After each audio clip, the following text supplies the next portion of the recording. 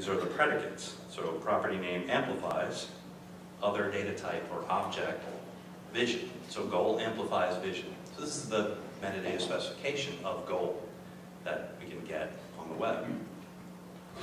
And we can see in the case of Freebase over here that there is a type history, how that particular metadata specification has evolved over time. And we can also see instances of that type, if they exist.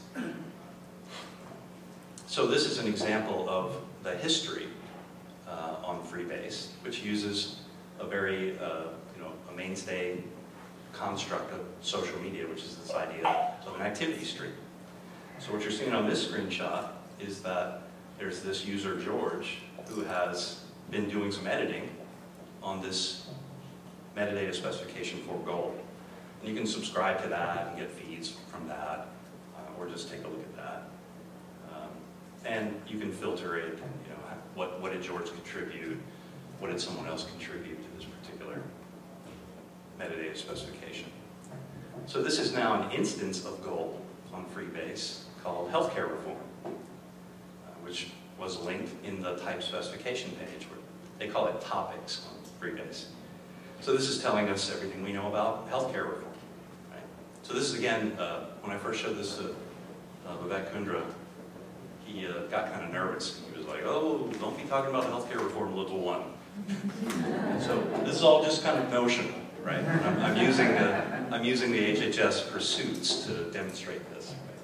Right? So this stuff is on Freebase, and you can go check it out, but it's not authoritative in any way at this moment. So you can retrieve this data in a human readable way, or you can retrieve it in popular machine readable formats, such as RDF XML, which is an XML serialization of RDF. There are many serializations of RDF, or JSON, the JavaScript object notation, which is a popular mashup data model. In fact, JSON looks a lot like a triple, if you actually look at that data structure. Yep, so you can get RDF, and you can see the history of this as well. So here's the social data history of this instance of a goal called healthcare reform. Right? So we can see the activity around that. And so users can join these communities just like they do on Facebook or any other, your favorite social site. You learn virally that this person is engaged in this vocabulary creation or this instance data curation, and you can kind of spread that connectivity across your social graph. Okay, so Freebase is kind of an example of what you might see in an aggregator sort of site, a site where lots of different data domains and metadata are being expressed and stored, like Data.gov, for example. And there are a lot of other tools that are great for agencies that want to be publishers of this data. Thank you.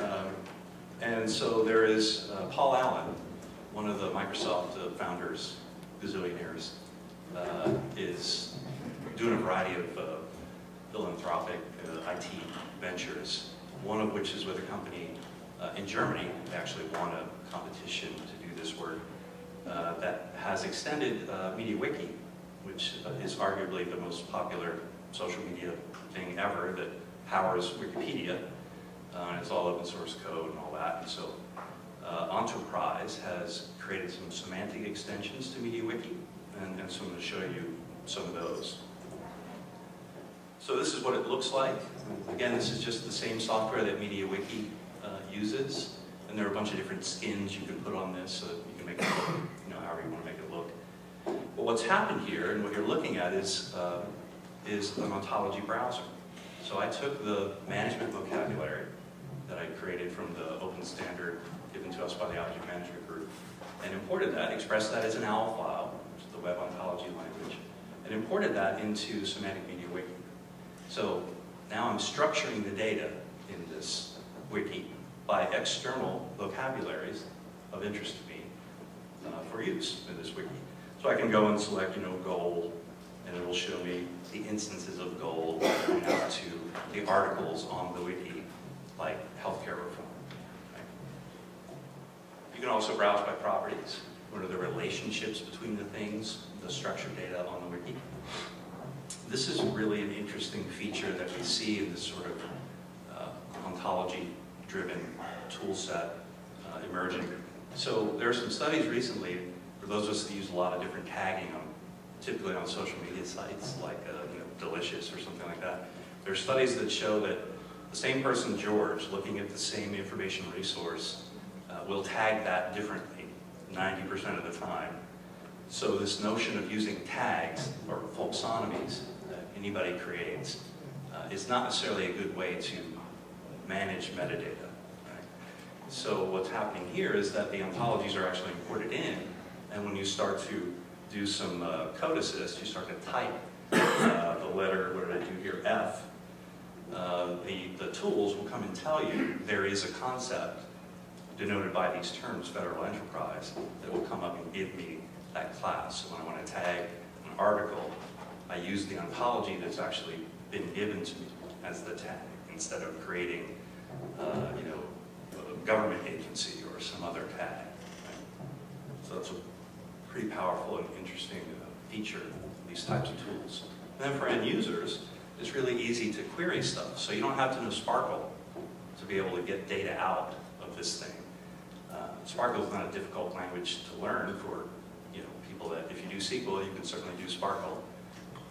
But nevertheless, a lot of subject matter experts are not wanting to do SQL or Sparkle. Right? So in this case, all you're really doing is you're saying, well, give me the category, which is what they call a class, or the subject. And you can say subject if it is HHS and it's about, or it's in this particular domain of health or human services, then give me all that data.